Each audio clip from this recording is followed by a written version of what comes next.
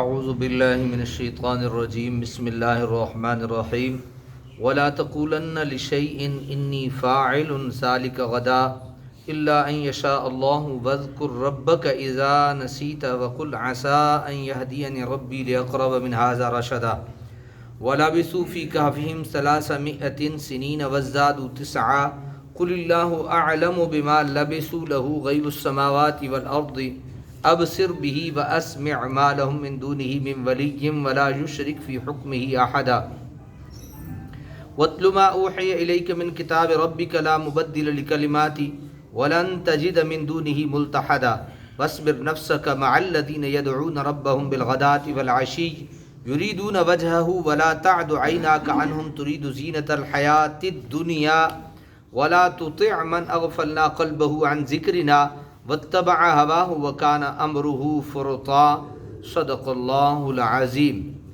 یہ سورہ کہف ہے اور 15واں سپارہ ہے اور آیت نمبر 22 سے لے کے آیت نمبر 28 تک انشاءاللہ آج ہم سماعت کریں گے۔ وَلَا تَقُولَنَّ لِشَيْءٍ إِنِّي فَاعِلٌ ذَلِكَ غَدًا، بڑا ہی توجہ طلب۔ فرمایا کہ اہل کتاب میں سے کسی اور سے ہرگز نہ کہنا کسی چیز کے متعلق انی فاعل ذالک غدا کہ میں اسے کرنے والا ہوں کل۔ کسی اہل کتاب کے بارے میں پاس یہ نہ کہنا کہ میں کیا کرنے والا ہوں، اسے کل کرنے والا۔ الا ان یشاء اللہ، الا ان یشاء اللہ، مگر یہ کہ ساتھ یہ بھی کہو ان یشاء اللہ، اگر اللہ تعالیٰ نے چاہا، اگر اللہ تعالیٰ نے چاہا تو یہ میں کل کرنے والا ہوں، ورنہ یہ کسی سے نہ کہو کہ میں یہ کل کرنے والا ہوں۔ اللہ تعالیٰ نے اپنے محبوب مکرم کی تعلیم و تربیت اور اصلاح و تادیب کا ذمہ خود اٹھایا، یعنی اللہ تعالیٰ نے خود اپنے محبوب کی تربیت کی۔ اللہ کے نبی کا کوئی استاد نہیں ہے، اللہ کے محبوب کا کوئی استاد نہیں ہے، صرف استاد ہے تو اللہ کی ذات ہے، جس نے اقرا سے اپنے محبوب مکرم کو پڑھنے کی ترغیب، دیگر اللہ کے تعالیٰ نے ہر کچھ خود اپنے محبوب کو سکھایا ہے، سب کچھ اللہ تعالیٰ نے خود اپنے محبوب کو سکھایا۔ وہ خود ہی اس کا معلم، خود ہی مربی، خود ہی آغوش کرم میں آپ کو پناہ دی۔ اب آپ خود غور فرمائیے، جس کی تعلیم و تربیت علیم و حکیم خداوند کریم نے فرمائی ہوگی، اس کے علم و دانش کا اور اس کے مکارم اخلاق کا کوئی اندازہ کر سکتا ہے؟ انہی اسباق میں سے جو اللہ تعالیٰ نے اپنے تلمیذ ارشد کو پڑھائے، ایک یہ سبق بھی ہے کہ جو اس آیت میں مذکور ہے، یعنی اے حبیب اگر آپ یہ ارادہ کریں کہ کل آپ فلاں کام کریں گے تو یوں مت کہو کہ کل میں ایسا کروں گا، بلکہ اس طرح کہو کہ اگر میرے خداوند کریم کو منظور ہوا تو کل میں ایسا کروں گا۔ یہ ہمارے لیے ایک سبق ہے، ہمیں یہ ہمارے لیے قرآن اترا نا، ہماری رہنمائی کے لیے، کہ کبھی یہ نہیں کہنا کہ میں کل ایسا کروں گا، بلکہ یوں کہنا ہے کہ اگر اللہ نے چاہا تو میں ایسا کروں گا۔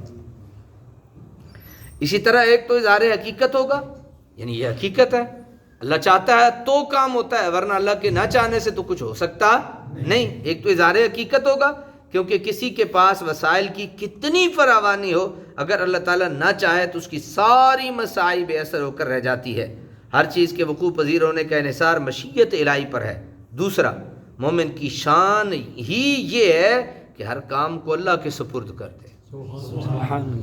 پہلی تو اظہار حقیقت ہے کہ اللہ کے علاوہ تو کچھ ہو سکتا نہیں، اور دوسری بات یہ ہے کہ مومن کی بھی یہ شان ہوتی ہے کہ وہ اپنا ہر کام وتوکل علی اللہ، اللہ کے سپرد کر دیتا ہے۔ کیا کر دیتا ہے؟ اللہ کے سپرد کر دیتا ہے یہ ان بندے کی، تاکہ اس کی نظر کرم سے راہ کی ساری صعوبتیں خود بخود دور ہوتی چلی جائیں۔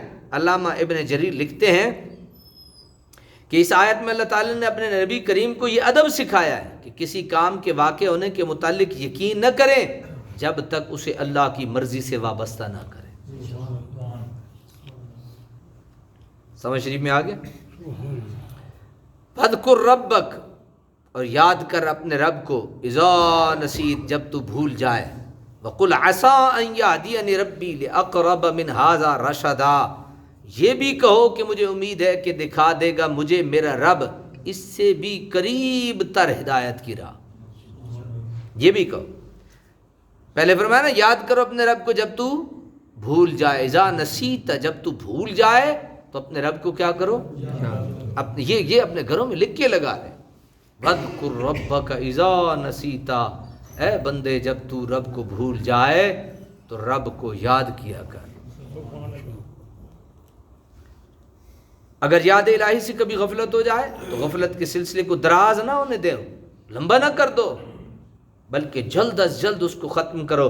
جب بھی غفلت کا احساس ہو وقت ضائع کیے بغیر ذکر الہی میں مشغول ہو جاؤ۔ اسی سے علماء کرام نے نماز کی قضا پر استدلال کیا ہے۔ عارف باللہ علامہ پانی پتی نے خوب لکھا ہے، صوفیاء کرام کے نزدیک اس آیت کا مفہوم یہ ہے کہ جب اللہ تعالیٰ کے سوا سب پیاری پیاری یادوں کو دل سے محو کر چکو تو یاد الہی میں مشغول ہو جاؤ، کیونکہ اس یاد الہی میں کیا لطف جب اس کے ساتھ دوسری یادیں بھی تمہارے نہاں خانہ دل میں سر چھپائے بیٹھی ہوں۔ اللہ اکبر کبیرہ۔ وَقُلْ عَسَىٰ أَن يَهْدِيَنِ رَبِّي لِأَقْرَبَ، اور یہ بھی کہو کہ مجھے امید ہے کہ دکھا دے گا مجھے میرا رب لِأَقْرَبَ مِنْ هَٰذَا رَشَدًا، اس سے بھی قریب تر ہدایت کی راہ، یعنی استثناء انشاءاللہ نہ کہنے کی وجہ سے جو احساس ندامت ہو اور اس سے استغفار کی جائے تو وہ معال و ثواب کے لحاظ سے بہتر ہے۔ اس جملہ کا یہ مطلب بھی بیان کیا گیا ہے کہ جب کفار نے عناد و آزمائش کے لیے حضور صلی اللہ علیہ وسلم سے اصحاب کہف کا حال دریافت کیا تو اللہ نے بذریعہ وہی آپ کو ان کے حالات پر آگاہی بخشی، بذریعہ وہی اللہ تعالیٰ نے آگاہی بخشی، اور ساتھ ہی فرمایا کہ آپ ان لوگوں کو جو اصحاب کہف کے حالات بتانے کو آپ کی نبوت اور صداقت کی دلیل کراتے رہے ہیں، کہہ دیں میری صداقت کی ایسی ایسی روشن دلیلیں اللہ ظاہر فرمانے والا ہے کہ ان کے سامنے اس واقعہ کا علم کوئی حیثیت نہیں رکھتا ہے۔ یہ لکھنے کے بعد علامہ مذکور لکھتے ہیں کہ اللہ تعالیٰ نے ایسا کر بھی دیا کہ اپنے محبوب کو مرسلین کے غیب کا علم اور علم ما کان و ما یکون عطا فرمایا، جو حضور کی نبوت اور رسالت کی واضح اور پختہ دلیل ہے۔ علم ما کان و ما یکون، اس سے کیا مراد ہے؟ کیا ہو چکا اس کا بھی آپ کے اور میرے نبی کو علم ہے، سبحان اللہ۔ کیا ہو چکا اس کا بھی آپ کے اور میرے نبی کو علم ہے، وما یکون، اور جو ہونے والا ہے اس کا بھی آپ کے اور میرے نبی کو علم ہے۔ جو ہو گیا وہ بھی جانتے ہیں، جو ہونے والا ہے وہ بھی جانتے ہیں، کس کی عطا سے؟ بس ختم ہو گئی بات، سمجھ میں آ گئی جی۔ وَلَبِثُوا فِي كَهْفِهِمْ، اور اہل کتاب کہتے ہیں کہ وہ ٹھہرے رہے اصحاب کہف غار میں کتنا؟ 300 سنین وازدادوا 9، 300 سال اور زیادہ کیے انہوں نے اس پر 9 سال۔ کتنے کیے؟ 9 سال۔ 300 سنین وازدادوا 9، کہ وہ 309 سال اس میں ٹھہرے رہے۔ امام ابن جریر نے اس امر کی تصریح کی ہے کہ حضرت قتادہ کا مذہب یہ ہے کہ 309 سال کی یہ مدت یہودیوں کا قول ہے۔ کس کا قول ہے؟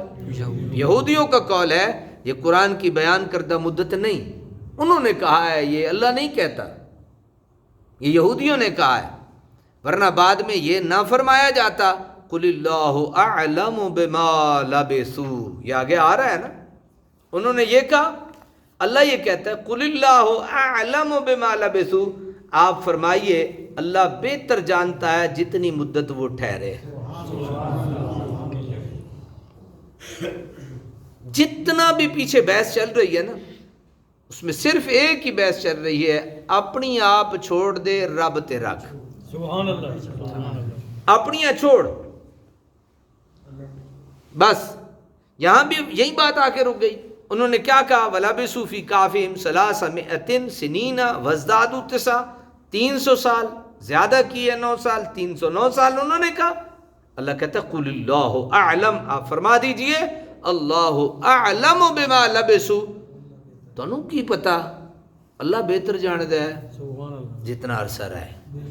چھڈو اپنی گلاں، تسی کون ہو، تہاڈی کی حیثیت ہے، چھڈو اپنی گلاں نو، اپنے رب تے چھوڑو، وہی سب کچھ بہتر جانن والی ذات ہے.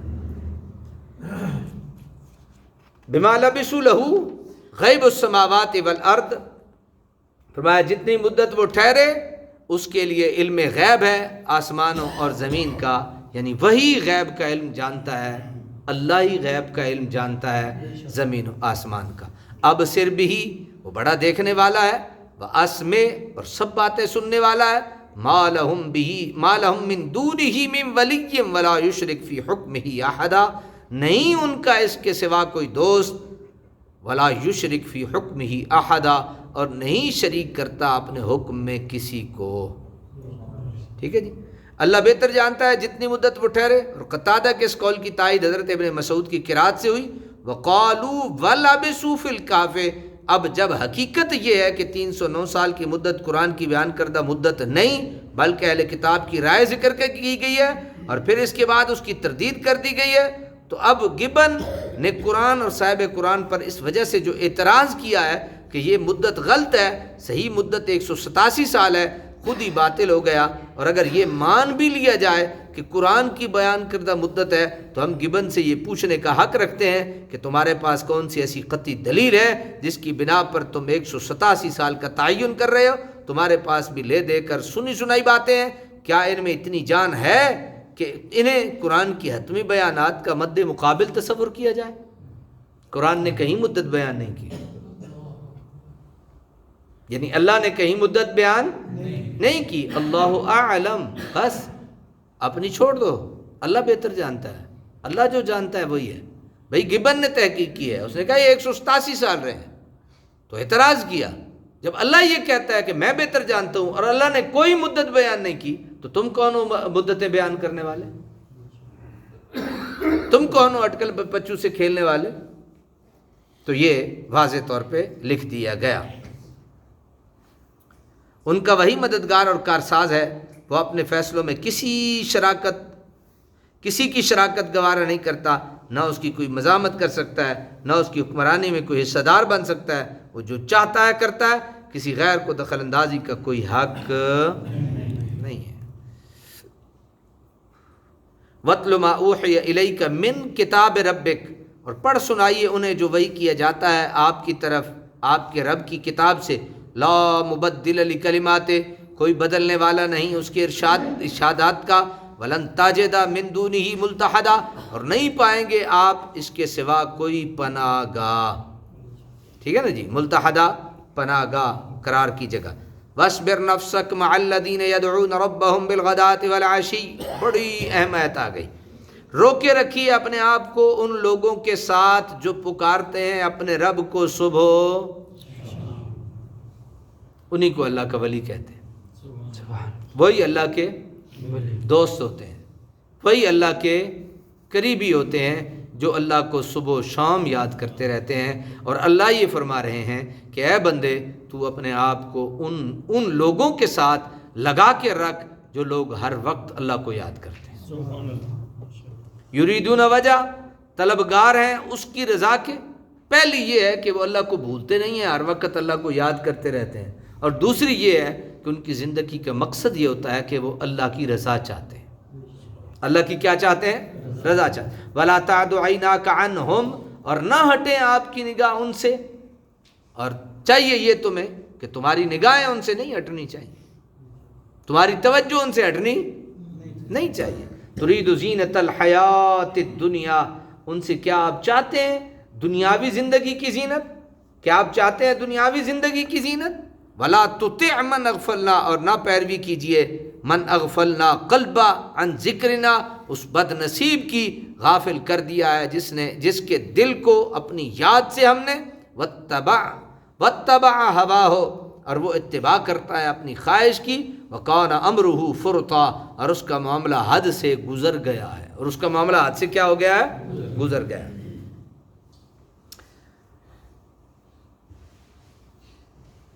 عیینہ بن حصن الفزاری جو قبیلہ مدر کا سردار تھا، اسلام لانے سے پہلے ایک دفعہ بارگاہ رسالت میں حاضر ہوا.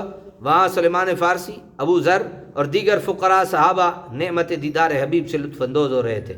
گرمی کا موسم تھا، پسینے کی بو اونی جبوں سے اٹھ رہی تھی. عیینہ کہنے لگا کیا یہ بدبو آپ کو تنگ نہیں کرتی؟ ہم قبیلہ مدر کے سردار ہیں، اگر ہم آپ کا دین قبول کر لیں تو سب لوگ آپ پر ایمان لے آئیں گے.